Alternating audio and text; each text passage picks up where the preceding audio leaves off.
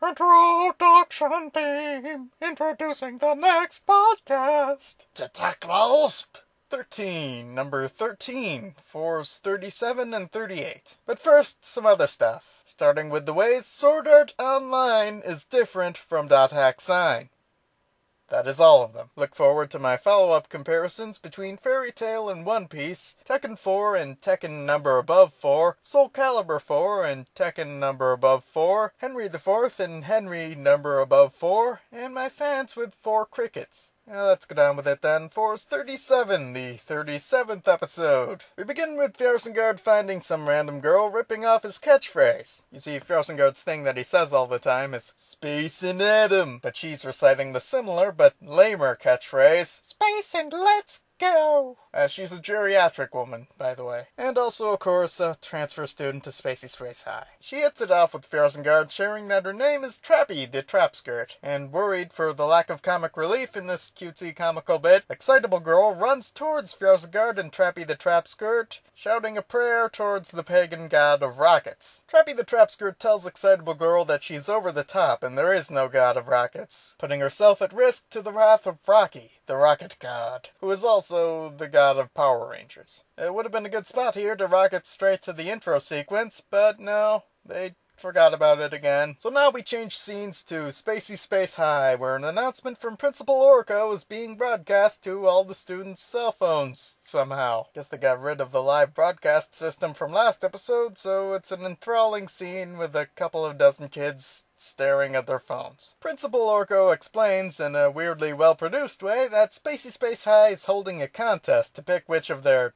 high school students will go into space. Also, it's definitely not a trap so Orko can use his Eye of Sauron thing to pick out more boss space monsters. Oh, this completely explains why Trappy the Trap Skirt was shouting "Space, let's go" earlier, Fjarsengard tells himself. Well, anyway, I hope I pass this test and get to go into space. I mean, sure, I can go into space pretty much any time I want, but I want to rub it in the faces of the guys who have to do it normal. And then it's an even more enthralling scene of high school kids taking a test, during which somehow Fjarsengard gets away with shouting, "I have no idea what I'm doing," albeit with different intonation. But then Fjarsengard gets an idea. It's his 28th, I guess, since his idea takes the form of a gadget with that number.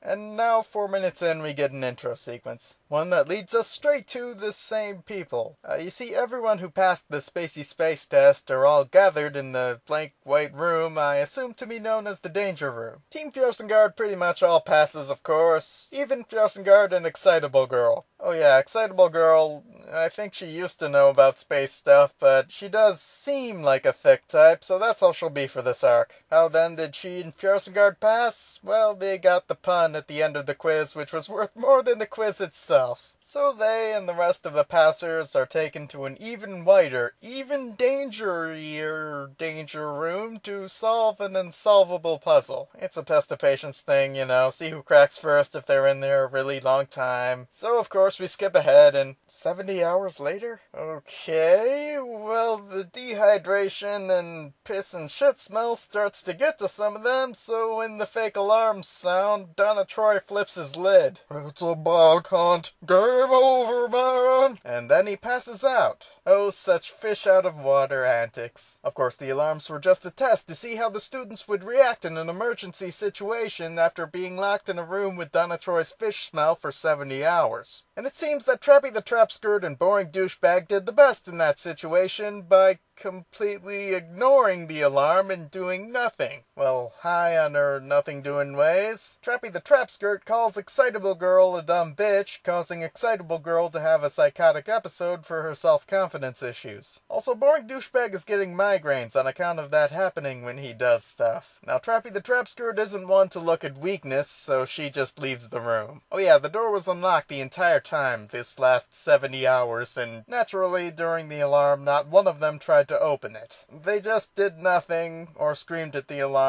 or passed out after screaming at the alarm. So Trappy just leaves the room, but it's bad timing because a space monster walks right back in after she leaves. I'm betting it's that nefarious red herring. It is a fish monster at least, Aquarius type, as boring douchebag derives from its boobs. And it maliciously uses its magic healing water to make boring douchebag's migraines go away. So for that dastardly act, Fjosengard changes forms to fight her. This monster, which I'll call Trappy the Trap Aquapussy. Fjosengard blows up Aquapussy for the crime of not being a robot slime girl, but then she reforms. Cause you know Aquarii, they just magic watery heal stuff. But now as Fjosengard knows that Aquapussy is really Trappy the Trap Skirt, which by the way he figured out during the fight cause he's perceptive this episode, and being adept at stalking girls he's only talked to a couple times, Fjosengard is able to track down Trappy the Trap Skirt in her human form. She shouts at him, "I have to go into space! Daddy issues, daddy issues, daddy issues!"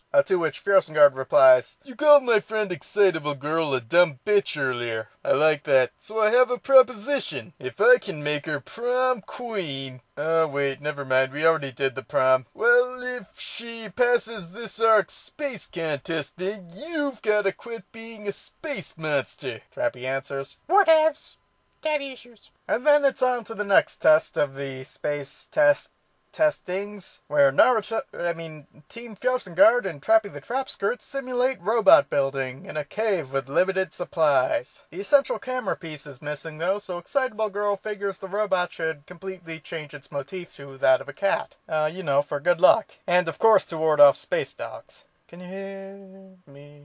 This pisses Trappy the Trap Skirt off, since she stole the camera thing to suggest changing the entire design herself. Presumably, anyway. She blames Excitable Girl for stealing the thing, but that's probably a pointless mislead, so who cares? And it all leads to Trappy the Trap Skirt trying to kill Excitable Girl afterwards. But fear not, our hero Pompadour Fjosengard shows up to save the day. Oh yeah, and Donna Troy's there too, and he fights Orko, having finally noticed that Orko is everywhere always. Of course, Orko's thing is to slip away, so he does that. Well, they don't establish it, but they cut away and he's gone. So Troy and Fjosengard both wind up taking on Trappy the Trap Aquapussy. She blows up, but reforms again. Right, she did that. And so we cap off this episode with an awkward pause.